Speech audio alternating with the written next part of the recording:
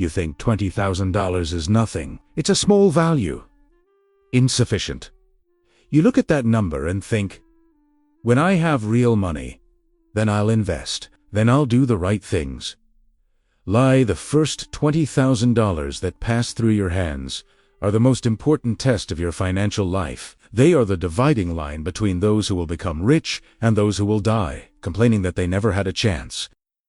And the brutal part, most fail this test without even realizing they are being tested. Let me tell you something that Charlie Munger would say without blinking. It doesn't matter how much money you make if you don't know what to do with the first nickels that come your way. Because the problem is not quantity. That's what happens in your head when you see money available. That first $20,000 is not about the money itself. They're about revealing who you really are. They are an elixir of your financial psychology. They are the moment where you show whether you have discipline or just intentions. If you have vision or just drive, you're going to compose or you're going to die poor. And before you think this doesn't apply to you, let me be crystal clear. It doesn't matter if you've already spent that $20,000 and spent it all. It doesn't matter if you're not there yet, because this pattern, this psychological test, will repeat itself. It will be $20,000, then $50,000, then $100,000, and you will fail them all if you don't understand what is happening now. The truth is simple and razor sharp. How you handle your first $20,000 predicts with frightening accuracy how you will handle any amount for the rest of your life. It's your financial DNA revealing itself, and for 90% of people, what is revealed is pathetic. When I worked in financial consulting, I saw a pattern repeat itself hundreds of times. People received unexpected amounts. Labor termination, 13th, bonuses, small inheritance, balwas between $10,000 and $30,000, money that could change the game. Do you know what they did? They spent it all in 90 days. Not on important things, not in real emergencies, in trash. New car when the old one worked perfectly, traveled to relax. Electronics, clothes, dinners. Unnecessary reforms, and always the same justification. I deserve it. 3 months later, they were exactly where they started, sometimes worse, because now they had new installments to pay. Do you want to know what really happens when someone gets their first $20,000? A brutal psychological test unfolds. And most fail because they don't even understand that they are being tested. First, you confuse liquidity with wealth. Having money available creates an illusion of abundance. Your primitive brain sees that balance and interprets it as you're rich now. It is not. You only have $20,000. This is not wealth. It's an opportunity. But you treat opportunity as a rival, so you act like someone who has already won, when in fact, you just won the chance to start. Second, you spend first and think later. The money arrives and you immediately start making plans, not investment plans. Consumption plans. I'm going to change my cell phone.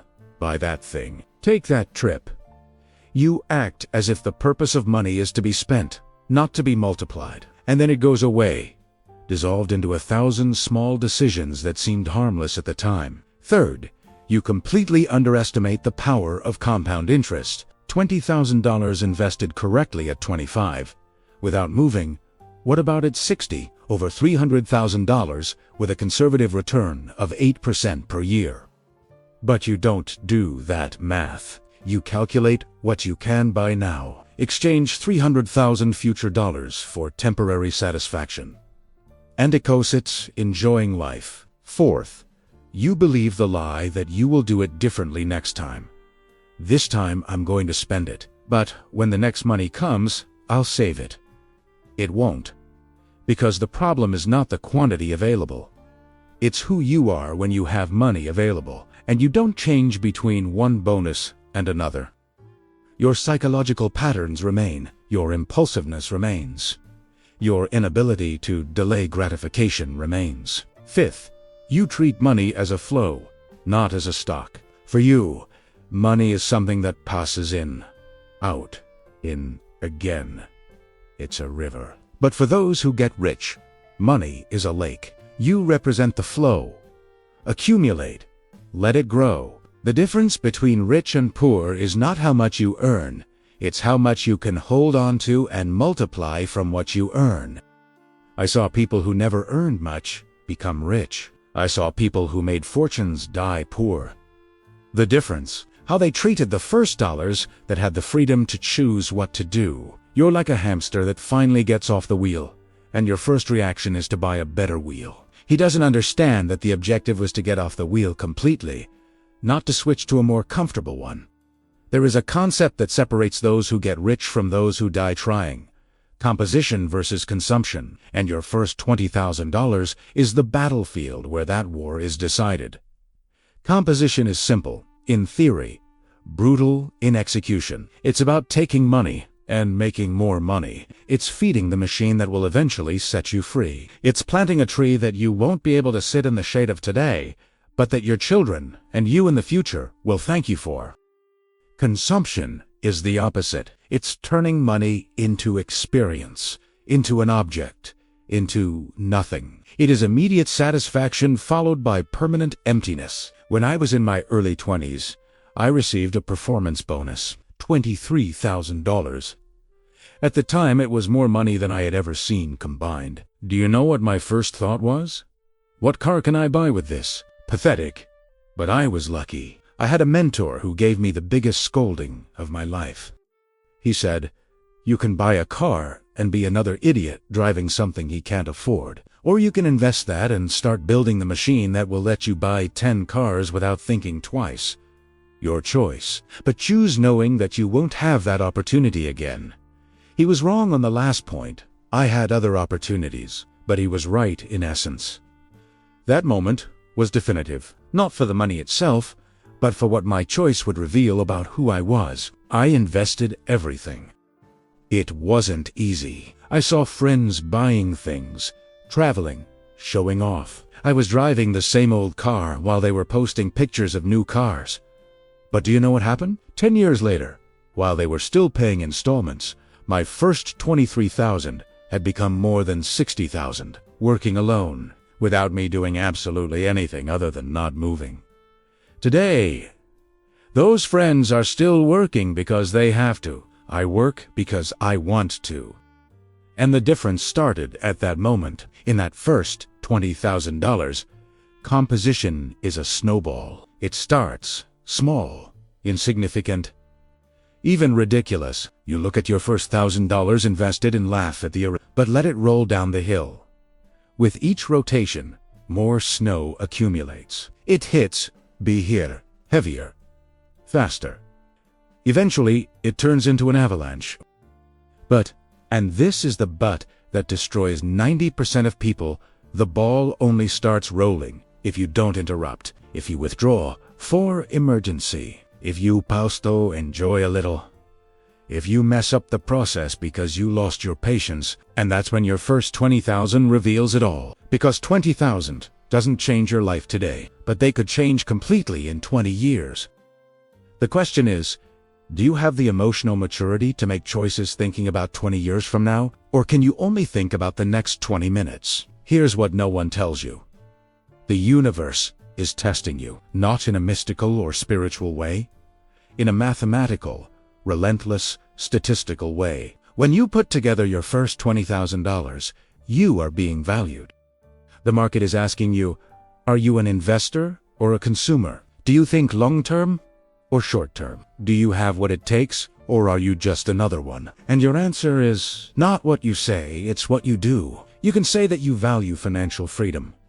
You can say you want to get rich. You can swear it's different. But when the money is in the account, your actions reveal the truth. If you spend, the market classifies you. Consumer and consumers don't get rich.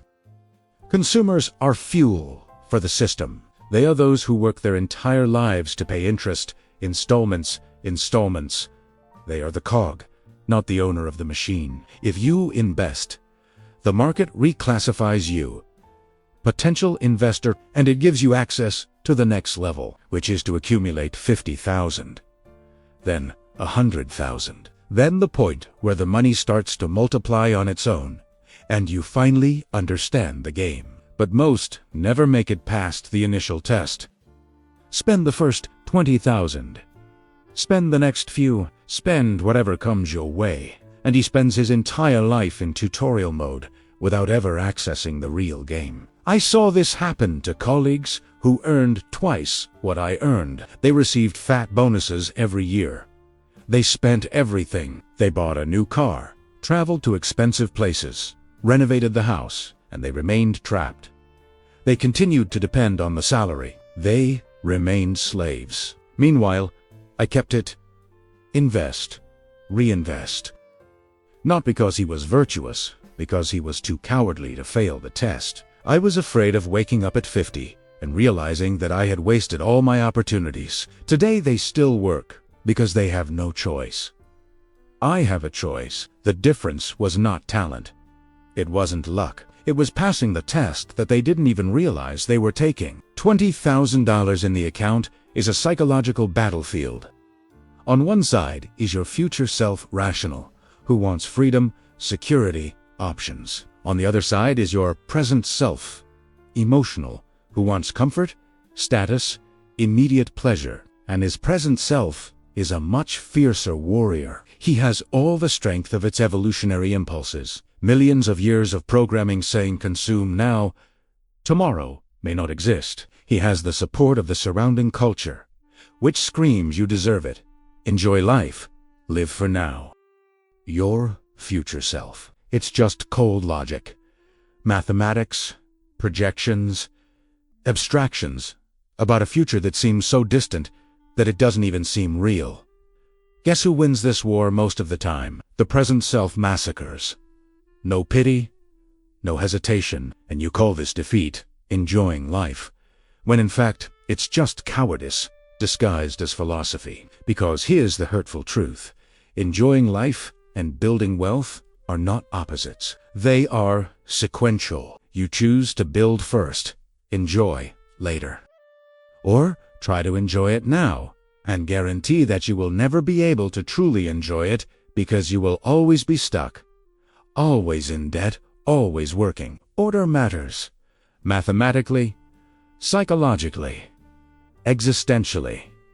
But you want to reverse the order. He wants pleasure first, consequences later, like a child who wants dessert before dinner. And then he's surprised when decades later, he's in a pathetic position. When I got that first 23,000, I fought this war with myself.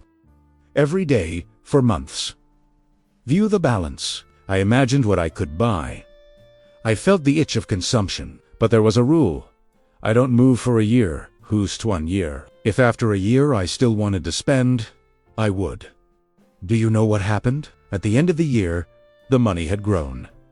Not much, but it had grown. And saying money multiplying on its own changed something fundamental in my psychology. It was no longer just a number. It was a living thing. A machine working for me. I didn't spend it, not because I became a saint, because I saw the future materializing. I saw that it works. I saw that patience is rewarded not with pretty words, but with real mathematics. There is a specific moment, a turning point, that defines everything. This is when you get your first $10, $15, $20,000, and you need to decide what to do. This moment is more important than any career decision you will make. More important than choosing college. More important than choosing where to live. Because it sets the standard that you will follow for the rest of your life. If you spend, you set a pattern. When I have money, I spend. And this pattern will haunt you. It will be true when you have 50,000. It will be true when you have 100,000. It will always be true. Because psychological patterns don't change just because the quantity changed. If you invest, you set another standard. When I have money, I multiply it. And this pattern will haunt you too, but in a positive way. It will transform you into someone who instinctively looks for opportunities for growth, not consumption. The choice seems small. It is not. It's definitive. I saw people who made the wrong choice and spent their lives trying to reverse it. Some succeed, after a lot of pain. Most cante. Because reversing a psychological pattern is one of the hardest things there is. It's fighting yourself, and you are an opponent who knows all your weaknesses. Much easier to get it right the first time. Setting the right standard at the right time, and then let the pattern work for you, instead of against you. But to do this, you need to understand something fundamental. Your first $20,000 are not for spending. They are to test who you are. And if you fail the test, you are choosing a life of financial mediocrity. Consciously, actively. No excuse. There is a simple equation that governs wealth. Initial capital X, rate of return, X time equals result. 3 variables, only 3, and you have direct control over 2 of them. Starting capital, complete control. It depends on how much of the first few dollars you earn you can manage to keep from spending. Rate of return partially controls. You can choose where to invest. You can study. You can be smart. But the market also has a voice, time. It doesn't control. You start with how much life you have ahead of you, and every year that passes without doing the right thing is a lost year that never comes back. Now look at the equation and understand the power of the first $20,000. If you start at 25 with $20,000 invested, even with an average return of 8% per year, without adding a penny, at 65 you have more than $400,000. If you start at 35 with the same 20,000, half of that. Literally half, because you lost 10 years. 10 years where the money wasn't adding up, 10 years of never coming back. If you start at 45, 1/3, a third of what it could have had. Time is the most powerful variable in the equation, and you are wasting it. Right now, every month that passes without your first $20,000 invested is future wealth evaporating. It's future freedom being burned. It's you choosing to work more years in the future in exchange for consuming now. And the biggest part, pathetic. You're not even consuming important things. He's trading early retirement for dinners he'll forget. You are exchanging freedom for clothes that will go out of style. You're trading future dignity for temporary status that no one cares about. The math doesn't lie. Mathematics doesn't care about your excuses. Mathematics just calculates, and the calculation shows that you are making stupid choices. Do you know why the first million is the hardest? It's not because you don't have money. It's because you don't have the mentality. The first million is difficult because you have to completely change who you are. You need to become someone who values the future over the present, someone who can look at available money and not spend it. Someone who understands math better than feeling, and this transformation begins with the first 20,000. This is where you forge the mentality or confirm that you will never have it. When you save 20,000 and don't spend it, something changes. You prove to yourself that you are capable of discipline, who is able to delay gratification, who is able to make smart choices even when they are uncomfortable. When you save up 20,000 and spend it, it also proves something. It proves that you are governed by impulse, that your instincts control you, that you don't have what it takes to win the riches game. And the market treats you accordingly. If you show discipline, the market gives you access to the next level. Your 20,000 turns into 30,000, 30 turned into 50, 50 turns into 100. And suddenly, you are in the real game, where the money grows exponentially. If you show weakness, the market keeps you where you are. You become a hamster on the wheel forever. Run, run, run, spend, earn, spend, until he died without ever leaving the place. The difference is not luck. It's not a privilege. It's not a circumstance. It's mentality, and mentality is forged or destroyed in the first $20,000. You are a beast of burden. You carry the weight of your job, your bills, your bad choices.